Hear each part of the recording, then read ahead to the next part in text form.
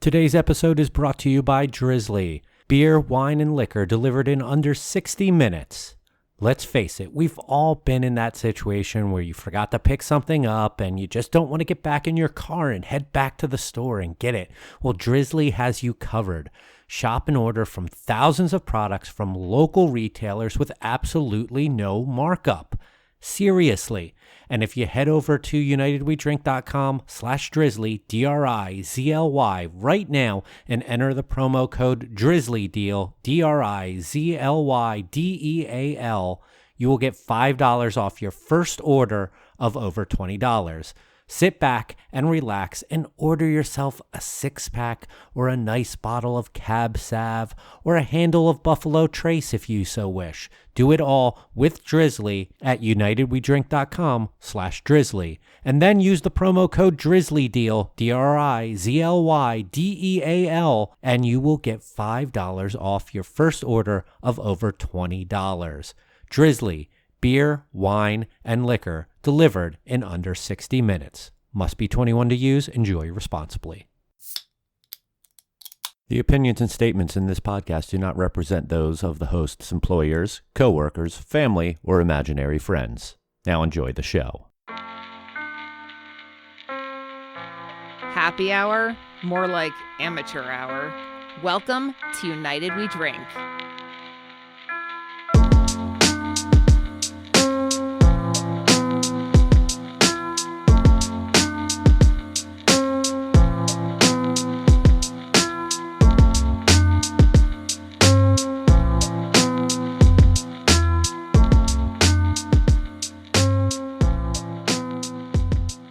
Hello, everyone, and welcome back to a podcast that every time it goes late, a militia member gets a magazine. Welcome to United We Drink, right here on unitedwedrink.com, as well as Apple Podcasts, Spotify, Stitcher, Google Podcasts, and wherever fine podcasts are found.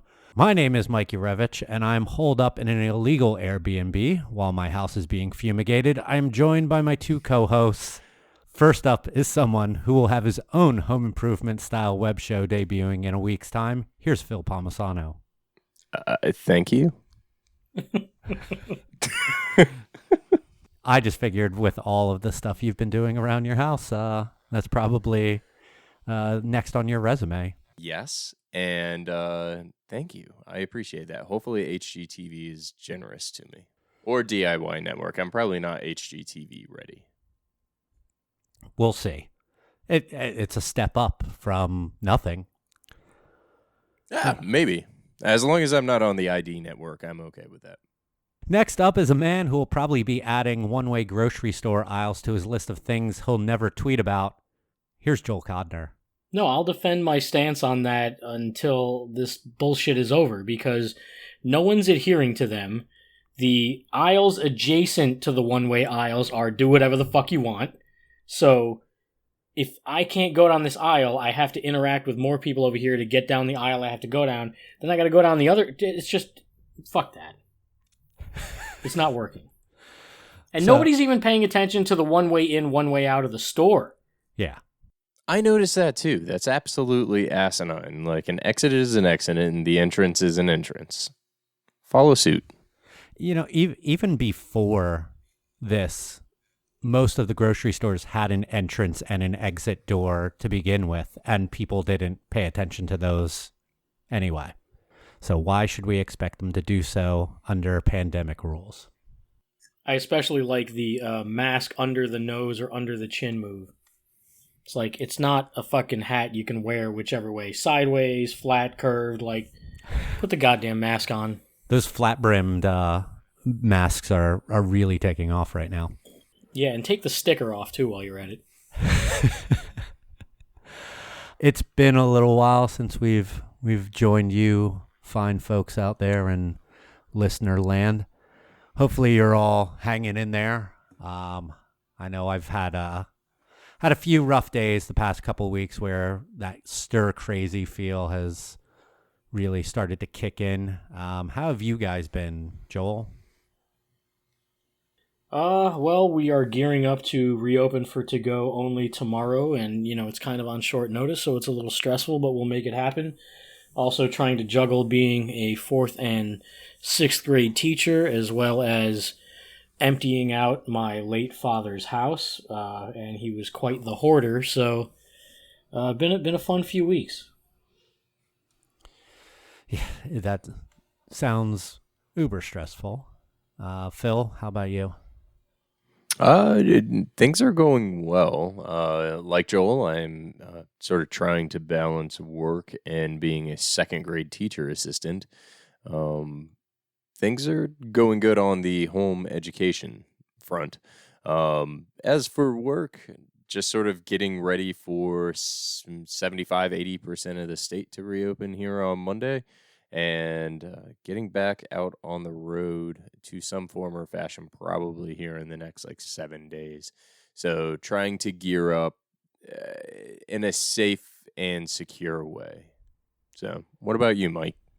I'm just hanging in there. Like I said, my house is being fumigated at probably one of the worst possible times, and so we're kind of holed up in this Airbnb with our dog, who has lost his mind already from the pandemic, and now when he saw us packing up and then having to take him somewhere that isn't his home, he was very confused. And yeah, so there's that. But I'm still working, still employed.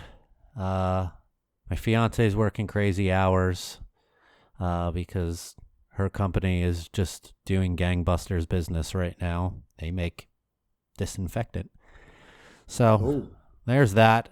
But what are we drinking to cope, folks? Phil? I am drinking a Tripping Animals Koopa Troopa dry hopped Pilsner with Mosaic. It's very good. You took a trip over there last week, didn't you? I did, and picked up some cans while I was out in Miami, sort of surveying the market, and really cool brewery, amazing touch-free delivery. You order your beer online, you drive up, you give them a call, and you say, "Hey, I'm here to pick up order number 6. My name is so-and-so." They walk it out to the car, you show them your ID, they put it in the trunk. No human interaction whatsoever. Everything's paid for over the website. One of 3 times I used this new application called Toast. I don't know if either of you guys are familiar with it. It's a POS. Now I know I've used it at one point or the other. I can't remember which place I worked at that we had it, but it's pretty nice little POS. And I've seen a lot of people who their web stores are now through Toast. So if you go on their website, it goes to a Toast URL and you order all that. We at CopperPoint, we don't use Toast. We use a company called Arrived, and they set up the same thing. So our web store is through our POS company. People place an order online, no fees associated with it, and a ticket prints out at the bar when the order is placed and paid for, and it says whether they want curbside pickup or they're going to come into the tasting room. And if they want curbside, then they just give us a call when they pull up to the front, and bartender goes out and does the same thing. So it looks like a lot of the POS companies are integrating that stuff very fast to be able to keep up with the changing environment. Very nice. Joel, what are you doing? I have 2 Coors Lights in an aluminum pint. I love these aluminum pints. I love these aluminum pints. I actually paid quite a bit extra just to get these yesterday. I had to go into some fucking liquor store. I got the 9-pack, which costs just as much as the 18-pack of Miller High Lifes. So is macro beer now becoming an affordable luxury? Yes. For you. Well, no, I've also picked up.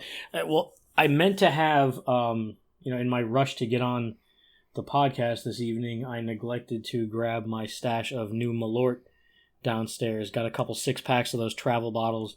Shout out to Mace Wang. Thank you very much. But but I'll be drinking those on an episode soon. Believe me.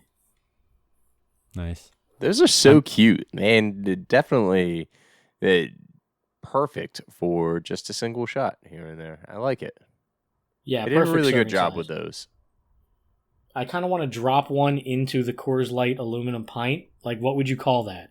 Because we're not allowed to say Amazing. car bomb. A Finnish hand grenade. Pipe bomb? Okay. Yeah. I'm Just don't call anything a quarantini. I'm doubling up on our High Ridge IPA here. So Oh, it's so fucking good. thank you. I poured one the other night into a glass, and my my taste buds were slightly off, or maybe enhanced from something else I was ingesting, but it was like straight grapefruit with like sprinkled sugar on it. Like, you know, when you sit down and have half a grapefruit and just put table sugar on it, like that's what I was getting. It was really fucking good. I've never done that before. Like, I know that that's a thing to put sugar on grapefruit. I've never Yeah. done that just because I like grapefruit just the way it is. So, Well, it also reminded me of the flame grapefruit that I worked with from this local forager who gets a lot of citrus up and down the state that we've used in some of our beer.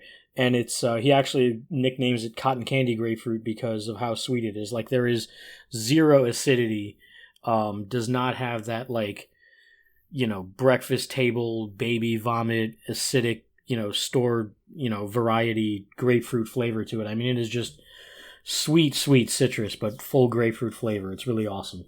And that's what the beer reminds me of. well, thank you. I take that as a compliment. I know we're very proud to have a West Coast style IPA that tastes like a West Coast style IPA, and It's clear. yeah, looks God and bless. then looks like a West Coast style IPA too. All right, guys. So yeah, it's been a few weeks since we've been on. You know what? Hey, let's thank all of the people who joined us for our first virtual happy hour a couple weeks ago. That was a lot of fun. Yeah, that that was was. It was nice to put faces to names and actually have a conversation. It was nice to not record the podcast and have people just watch, but to actually have their interaction. And I would say a majority of the listeners have different outlooks and opinions on things, specifically NASCAR. Ed Roberts started that. Yeah, and they're going back to racing in a few weeks. Are they? I didn't see that. Yeah, they're going to do 7 races in 11 days at 2 different tracks in like mid-May. No fans in attendance or anything like that. So I feel like you could have been doing that the whole time. probably. Well, pit crews are going to be relatively close to each other. So if you need repairs on your car, that either that or they're just going to have to be slowed down significantly. Well, here's the thing. Make the sport, or I can't believe I even called it a sport, but make the race more interesting. No pit crews. When your car's done, your car's done. I mean, come on. I like that idea. I will admit that it's a sport. Driving is not easy, specifically at that angle and speed. So I'll take Ed's side on it's a sport. Definitely, if we're gonna consider golf a sport. Actually, I was watching don't. ESPN Ocho last night. Oh yeah, they had 11 and hours it of was Ocho. Dead diving. Like, literally the whole idea was for you to dive off the diving board, act like you're dead, but you have to turn around and almost do a belly flop. If we're going to consider that a sport and even put it on ESPN, be it the Ocho or not, NASCAR is a sport. I like the sound of that. I'm going to look that up after we're done recording because that sounds like a lot of fun to watch. It was entertaining. It was more entertaining than the juggling dodgeball tournament that was on earlier in the day. Wait. Oh man, I'm missing out on some stuff here, apparently. But the Zoom call was amazing, and I'm looking forward to the next one. I actually got off of it, looked at my wife. My wife was like, "Man, you're smiling. That's awesome." And I said, "Yeah, it was awesome.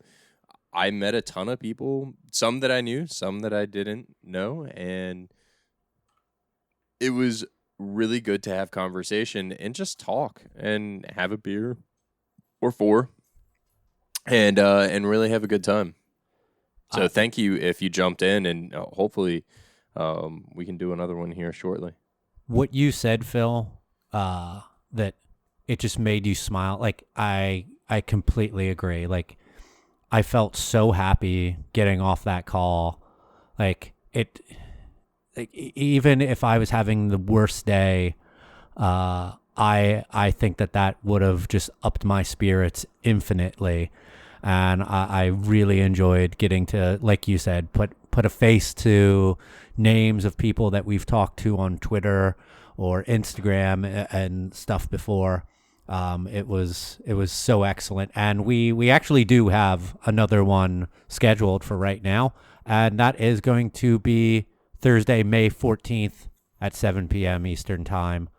Hit us up on our social media DMs or individually or on the United We Drink account, and we'll get you a link for that when we're ready to go. Joel, you enjoyed yourself, I take it too? Oh, it was great. Of course, I was late, couldn't find the link. I felt like in the movie Stripes when they're all running wild, like trying to find where the hell the graduation ceremony is. That's what I was doing with that link, trying to get on. But yeah, it was really cool to see familiar faces and new people. I really hope it's something we can keep going. There's been a lot of stuff like that I've seen during this lockdown that it feels so just like, why haven't we been doing this all along? Whether it's these DJ battles you see on Instagram Live, or random celebrities just or masters of whatever they do in life, showing you how to do things live, artists, musicians, all that stuff. And it just feels like we're all so caught up in our daily bullshit when things are normal that we never get around to that stuff. And I hope it continues. I hope we don't get so back to normal that we forget how good it felt to meet up and, just share a little time together online. Yeah, and like I get why things like that didn't happen before, but I really agree with you. I hope that stuff like this can continue on into our new normal when things start getting better again. I actually don't understand why this wasn't going on before. It wasn't like we didn't have access to a lot of stuff, and I got into a conversation about the industry just in general as things are going to continue to sort of grow and morph. But if we had access to the software or the hardware or the programs that we're utilizing now, and they are truly a silver lining of this entire situation. If you're going to find any silver lining, this is one of those silver linings. But why weren't we utilizing? Why weren't all industries utilizing stuff like this? Why? I understand. I mean, the three of us get on a Skype call once a week at that point in time, or every 2 weeks, and literally drink and have fun. We just put a microphone in front of our face. But why weren't we doing it more often? I've jumped on so many happy hours. I think it's great. I don't have to leave my house, which is pretty cool. And I can sit there and I can drink. And if I'm having a rough day or a rough week, I can have more than 2, 3, 4, and I don't have to worry about calling an Uber or leaving my car in a parking lot or any of that. I literally can stumble to the kitchen and warm up some frozen chicken nuggets. I just don't understand why it took this for us to get to where we are. And I think I hope that we don't forget it when we do have the ability to again, socialize in, bars and restaurants and stuff like that, because I think that that's the byproduct, is bars and restaurants are unfortunately not open. I think that's a great point about that. But I think one of the things Joel was trying to get at, and he can correct me if need be, is maybe some of the other things that creators are doing out there. Like he was talking about the rap battles, and like one thing that I've been seeing and enjoying is like David Chang, the chef, like doing how-tos on his Instagram. I get that he's a very busy restaurateur in his regular life, and he's probably not home all that often to be able to set those types of how-tos up. And now he's got a lot more time on his hand and figures, hey, here's something that I can do to teach people better cooking techniques, or just some of the thing. A lot of the stuff I've been watching is just stuff that he enjoys eating at home or enjoys cooking for his wife. And it's fun to see that type of creative outlet from people that weren't doing that before, because they're probably super busy with their jobs.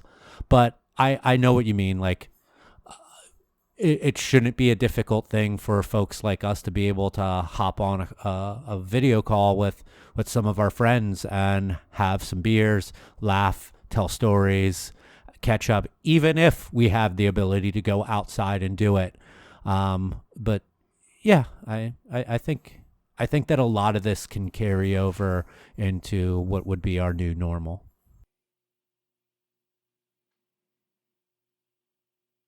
And shout out to Revolution Brewing. They had I'm bummed I missed Friday's barley wine virtual tasting. I got the invite for it. I sat in on the one they did, I want to say a week earlier, where they were talking coffee beer and barrel-aged beers. Really great candor about how they do things. I mean, they were very upfront. And I even learned a bit about working with coffee beer, and I'm excited to tweak my process a little bit and see how it turned out. Oh, yeah, I've been seeing some of that. I haven't watched one of those yet, but have you watched any of them? Like any brewery for that matter doing these kind of. Well, I was in on the first Revolution one, and I've seen Calusa doing a lot on Instagram Live that I've sat in on. Some of these are just kind of like one-on-ones. The weird thing with the Instagram Lives where people are just doing these one-on-one calls, you feel like you're interrupting almost, like they're not official. I don't know, like there's so many people to follow and so much stuff going on. There's so many live things happening that it's hard to keep up with who's doing what.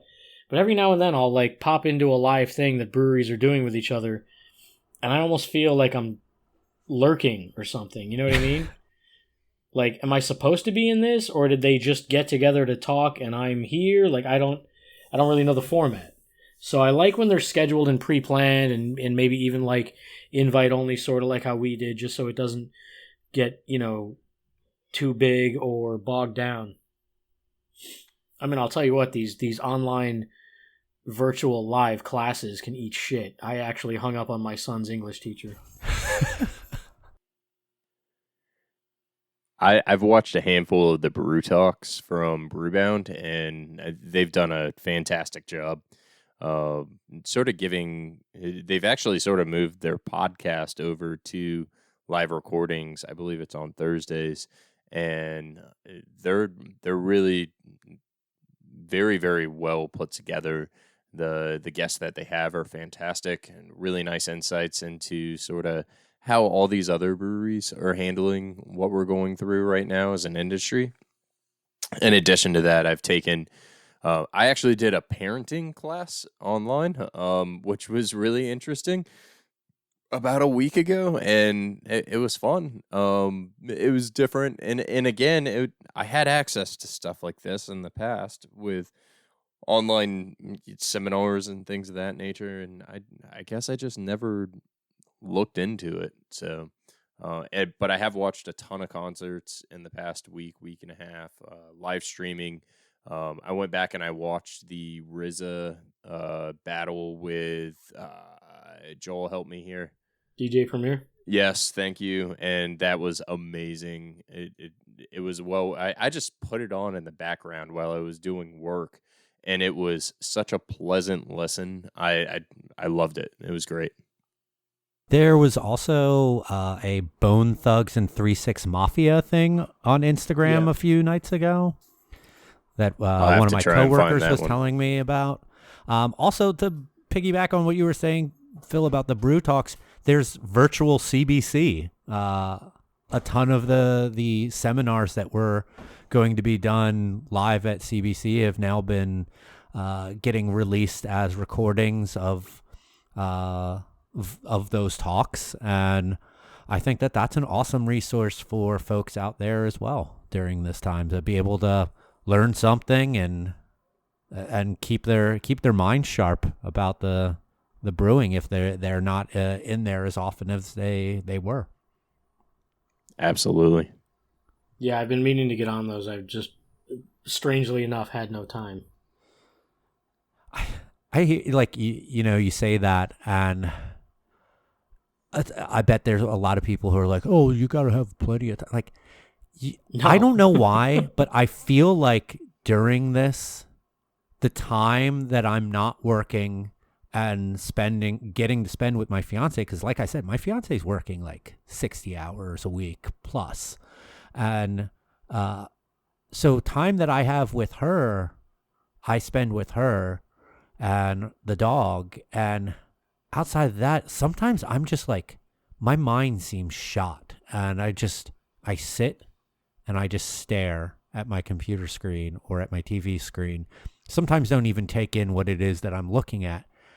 And that's what I was talking about earlier with this kind of like cabin fever, just going stir crazy, zoning out, zonking out. I'm trying my best to defeat that being at an Airbnb right now while like not in my house, like ticks me off a bit. But I took about an hour today to go walk around, take some pictures around the neighborhood. Luckily, like right by the Intracoastal, so got to walk around there, listen to a hilarious conversation between some fishing people.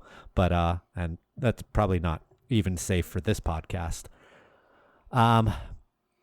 What else are you guys doing to try to keep sane right now on what 7-8 weeks that we're on doing this, Phil?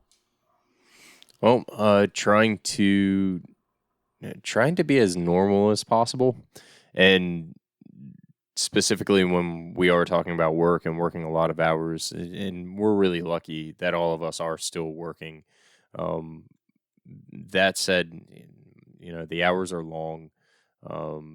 Trying to continuously do things in the same repetition or in a similar matter than what I was and doing previously, just to sort of stay. That's my normalcy. My normalcy is I walk into my office and I do my work and I do this and I do that. And yeah, I might not be on the road. I drove less miles this past month total than I have, honestly, probably since I was in high school. And for somebody that gets pleasure out of driving a car and being on the road and seeing things, that's a little challenging. I've also had to set up a schedule. Literally, my days are lined up. I have my to-do list, and if I can work ahead, then I reward myself. If I'm behind, then I'm working a little bit late, but constantly making sure that I have time to give my kid and I have time to give my wife, and honestly, time to zone out all at the same time. So that's a lot of uses of time right there in one sentence or two.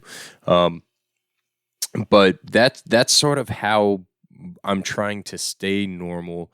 And now we're back in this time again, utilizing the word time. That You're on timeout from saying time. apparently I can. Yeah, exactly. News is coming at us very fast now, and the state is getting ready to reopen. And down here in Florida on Monday, and Broward County, Palm Beach, and Miami-Dade are sort of in timeout for the time being. and they're not even going into phase one. But when I cover the rest of the state, now I'm looking at it and trying to say, okay, when I do have to get back out on the road, even if we're still in a shelter in place situation down here, how do I prepare myself both physically and mentally to go out into the market on more of a regular basis, out multiple hours on a day instead of just 2-3 hours, and stay in a hotel and then come home and make sure that I'm safe so that I don't pass anything to my kids, my kid and my wife.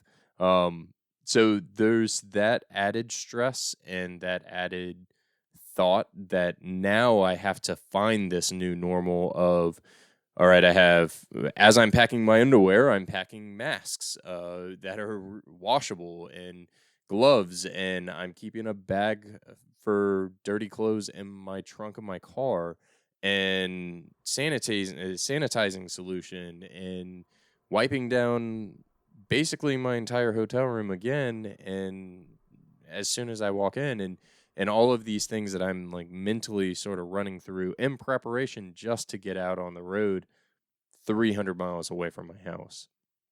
It's crazy. It's a to think about it, it's exciting and scary and nerve-wracking all at the same.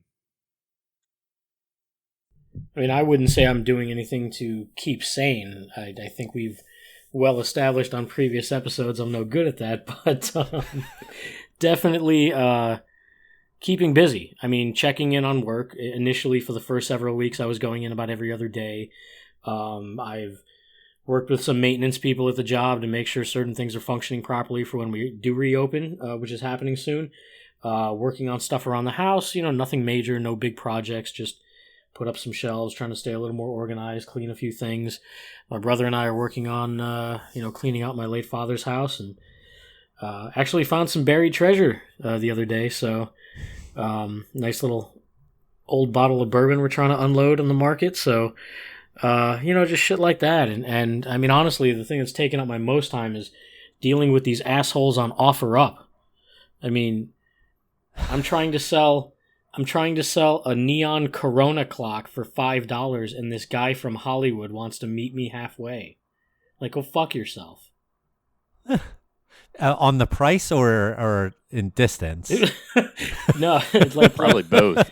Like, no, we're both gonna get in our cars and meet somewhere between that 50-mile distance to exchange $5.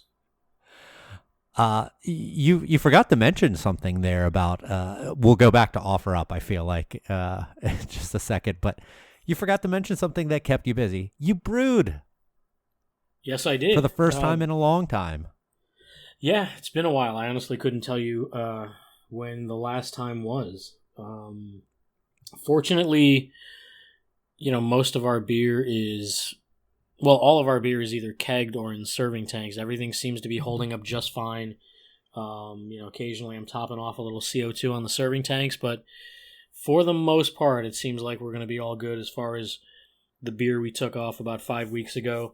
And I brewed a Belgian wit beer the other day. It's already on D-Rest. Hopefully be out in a week or so. It was cool to finally brew something. I had kind of that rush, I'm brewing again, somewhere in the middle of that, but I was very rusty. The rush didn't last very long. My timing and rhythm were way off. I mean, it's muscle memory, man. If you're not doing it a lot, it's not like riding a bike, as you said, Mike. That would be a good name for the beer, possibly. But I want to go back to this OfferUp stuff because that and Let Go and even Craigslist for Facebook, that is just a cesspool of the weirdest, wackiest people on the face of the planet. When I was trying to unload my couch in Philly, moving back down here, this was a brand new couch that we bought. It was in great condition, super comfortable couch. and I put it on Facebook, and Facebook has all of these like the pre-done out messages that you can just auto fire out, and it's so often, is this still available? Is this still available? Is this still available? Like, yes. The reason that it's still listed is because it's still available. If it wasn't, it wouldn't be listed anymore. And then people are trying to, like, I'm trying to get rid of a $1,200 couch that I bought for $500, 1 year old, little semi-sectional with an awesome chase. And finally I get one normal person who's like, hey, my buddy has this same exact couch and I really like it. I'll take it from you. No hassle. He came with a friend. They took it out of the house. Fucking, there's always some normal people, but God, that stuff will drive you crazy. Well, I had a little bit of faith in it. I hadn't used it before, but my brother listed a couple things and immediately got some shit sold. I mean, immediately. So, you know, we find some, like, you know, mix and match sets of barely used Craftsman tools, you know, stuff that has like actual value and resellability. And for whatever reason, you just have these flaky people who message you and then I'm on my way, and then they just never show. And then the next day, they're like, oh, something came up. I'll be there tomorrow. And it's like, it took up so much time that I could have used to keep cleaning and organizing and shit like that. Just responding to all these messages and going back and forth. I mean, it's been a few days. You know, probably listed at least a dozen things or so. None of them have sold. We got 1 million offers. And, you know, obviously you list shit a little higher, so you come down and meet kind of around the price you want. And still, these fucking people just, I don't know where they're coming from. So nothing's been sold. What we're going to do is we have kind of a friend of our dad's who was in the same kind of antique business looking to come and just unload a ton of stuff from the house. And then anything left, I'm just going to put a goddamn sidewalk sale listing on Craigslist where I'm just going to put all this shit in the driveway and say everything's $1, everything's $5. I don't know, just come get this shit out of my life, because it's just too hard individually dealing with these fucking people. Yeah. And you mentioned a Corona clock. Any other crazy beer paraphernalia in there? So we found my dad was a heavy smoker, was always getting that like smoker merchandise you get with the little UPCs and Marlboro Miles and all that bullshit. Found some sort of glass paperweight looking thing that had like the laser etched cool logo in it. It looked like an award, you know, like something you would put on your desk. It's like, congratulations, we've poisoned you. You know, random. I mean, that shit went right in the dumpster. The Corona clock works when you put a AA battery in. Brand new, still in the plastic, but there's no AC adapter for the actual neon ring around it. So, you know, and like people with the questions, like, does this work? Does that work? What do I need? You know, all that bullshit. It's like, this is not worth my time for $5 or $10. I'm ready to just throw it in the dumpster. We found an amazing old bottle of bourbon that I'm trying to figure out how to sell because I just don't want it to drink. And some really old cognac as well. I don't know what he was doing with it. He must have bought it off like some old estate sale. Some other old person must have passed and he bought up all the shit from their place and that was included, and that's how we stumbled onto it because he didn't drink that stuff. But you know, little rare things here and there. Found some old cool childhood memories, you know, photos and toys and things like that. Threw a bunch of old, like, you know, unfortunately it's just too banged up. My brother used to, around Hanukkah, put the action figures on the lit candles and burn their faces off. So like all the He-Man figures and everything are ruined. But yeah. We found a bunch of those today. It all went in the dumpster, you know, but it's been an interesting little scavenger hunt, to say the least. I love some of those old pictures you posted on your Instagram.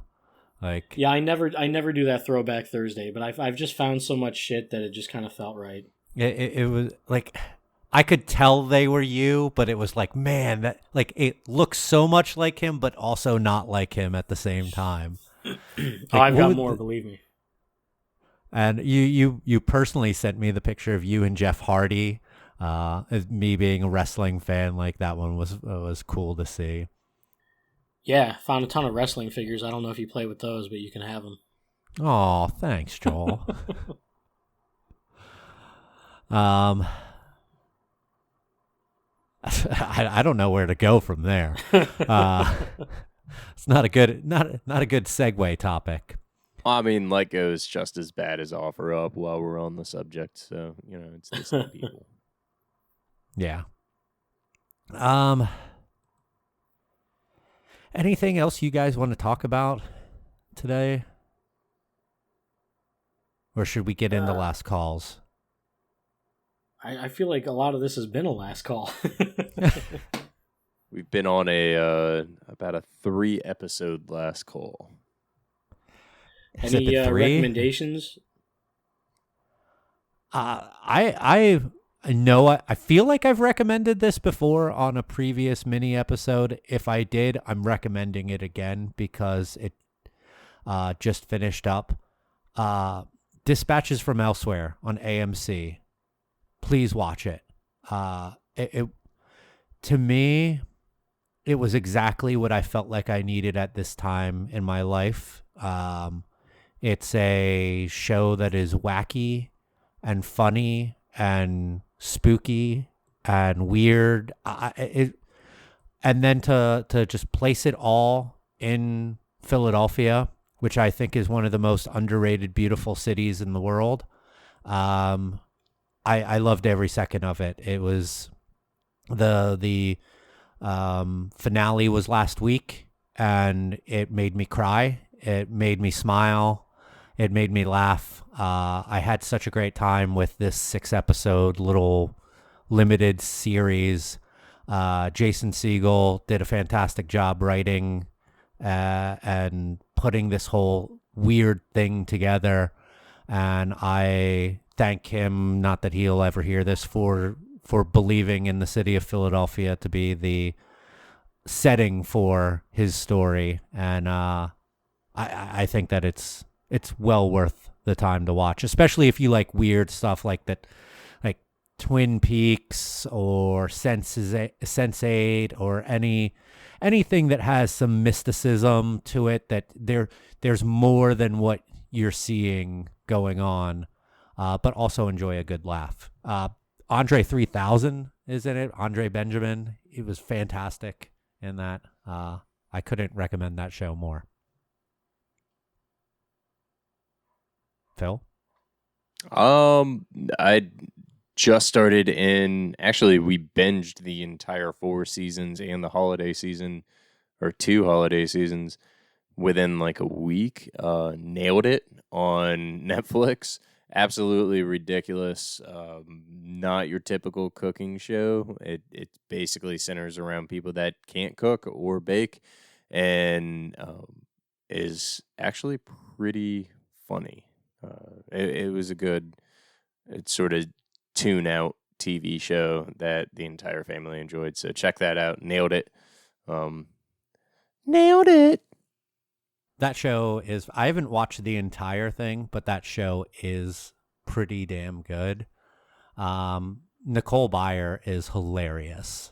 She's been a constant guest on How Did This Get Made, and she's always hilarious on that. So she's okay. We started watching it because of Lego Masters, and she was a guest host on Lego Masters. And Lego Masters, if you haven't watched it, is just hands down one of the best family. Everybody can sit down and all ages and really enjoy it.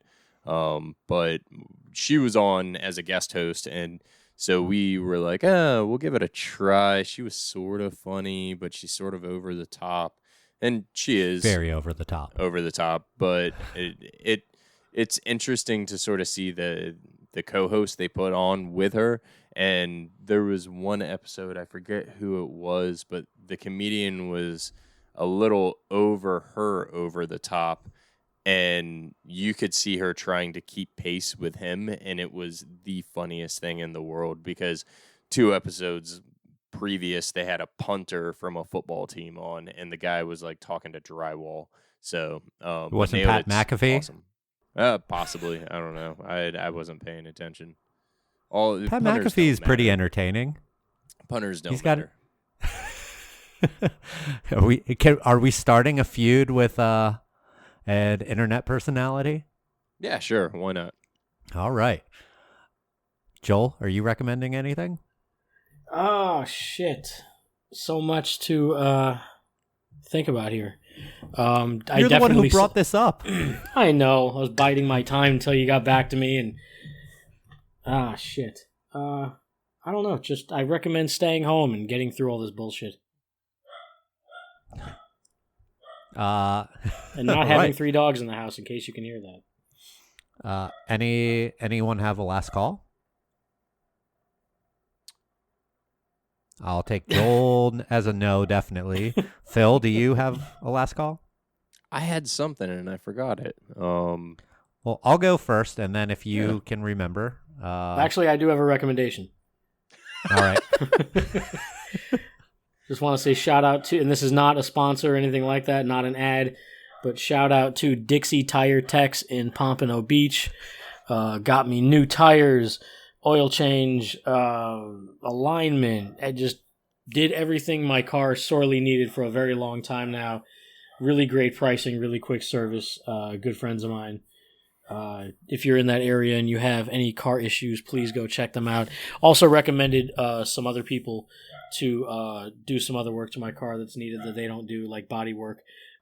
Amazing, affordable prices. So check them out if you're in the area. So for my last call, I want to bring up something that I saw on Facebook. I'm not on Facebook very often, but I saw this on good friend Gerard's page talking about PakTechs. You know, those little plastic things that so many breweries use on the top of their cans. And someone asking about how is the best way to get rid of them. So I remember reading about an article a number of months ago, and by number of months, this is actually dated 2018, so it's from a while ago. These things are, I feel like, love them or hate them, and as an employee of a brewery that uses them, I'm not going to really state my opinion one way or the other on that, but the thing with these are that have always been advertised is them being recyclable and not being like those plastic rings. But the problem is really that most of our country's recycling goes into landfills or incinerators every single day because we have too much recycling that our recycling centers can't actually keep up with that anymore. And our outlet for most of our recycling that used to go to China is no longer being done anymore. So with that being said, a lot of recyclable materials are just going into landfills, going into incinerators, and not actually being recycled.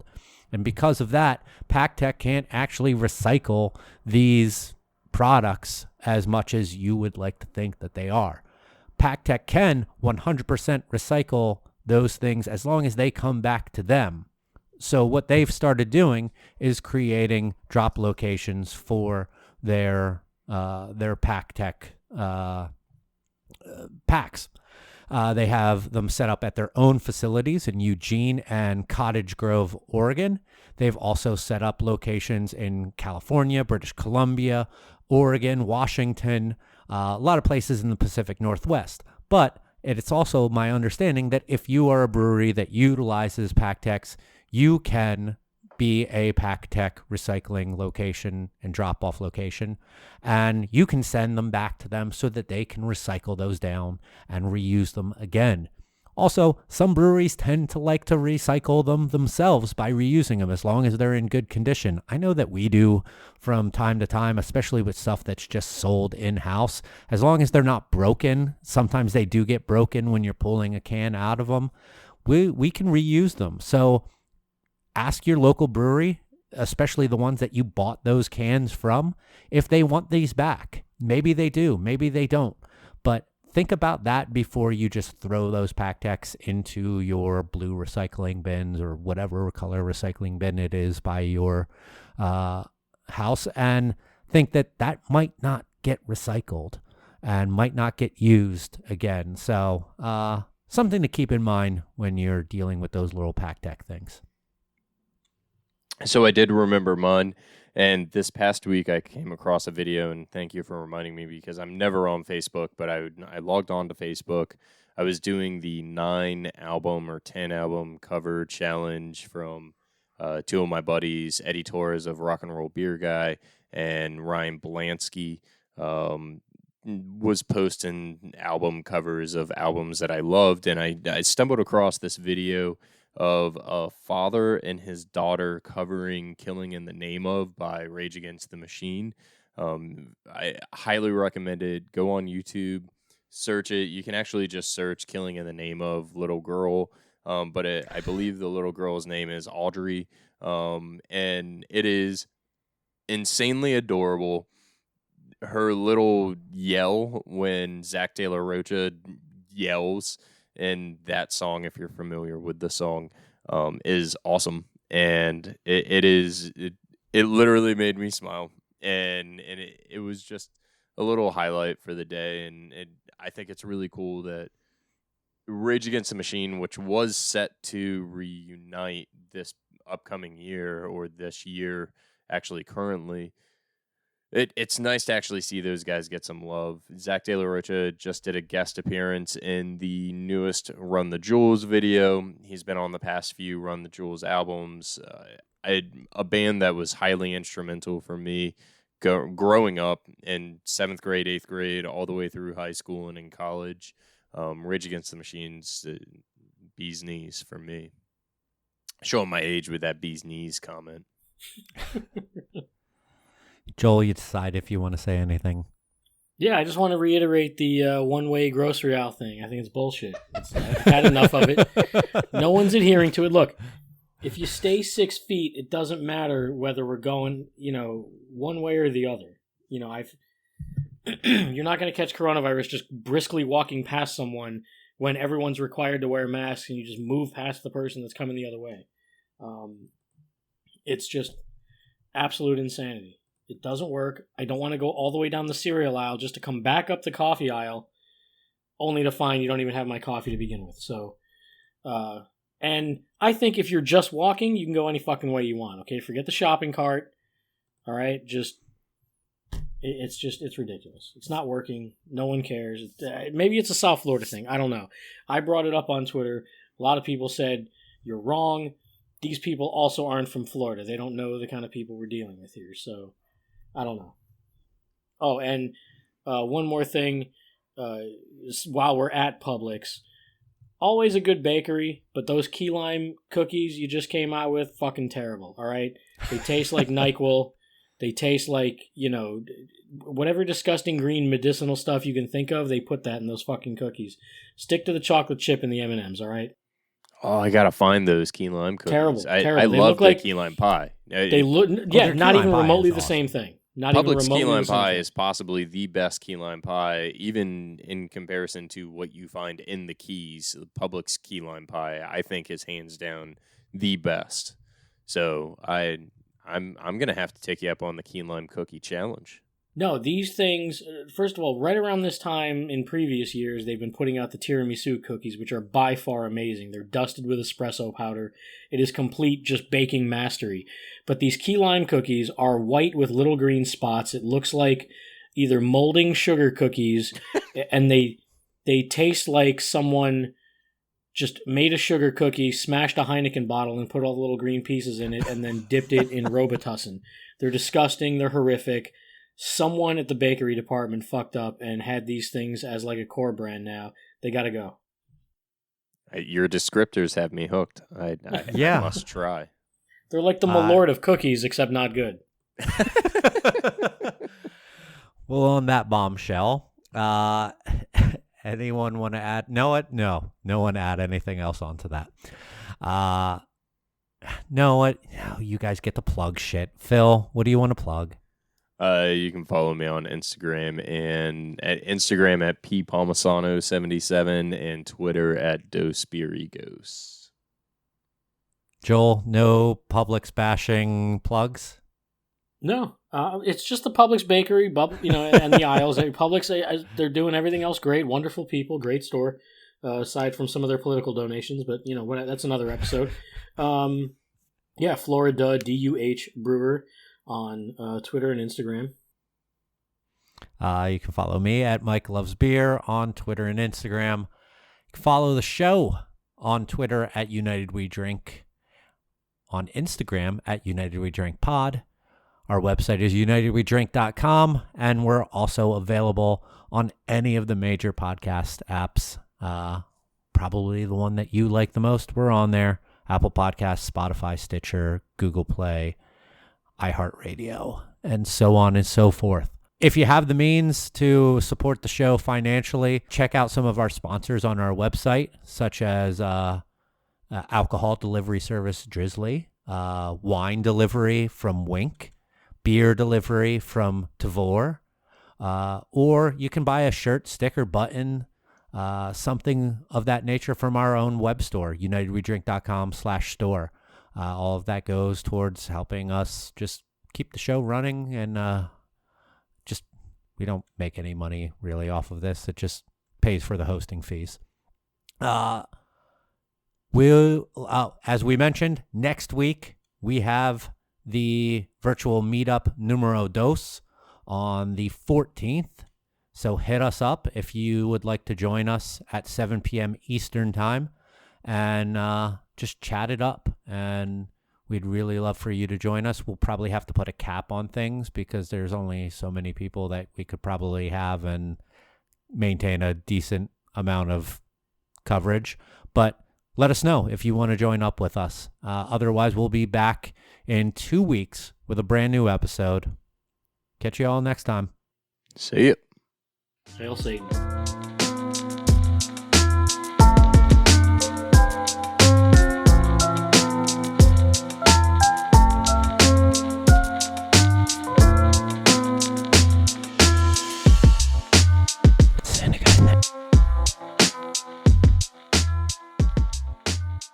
Well, your Airbnb is just pulling some amazing Wi-Fi right now, so I could barely hear the intro to the actual show.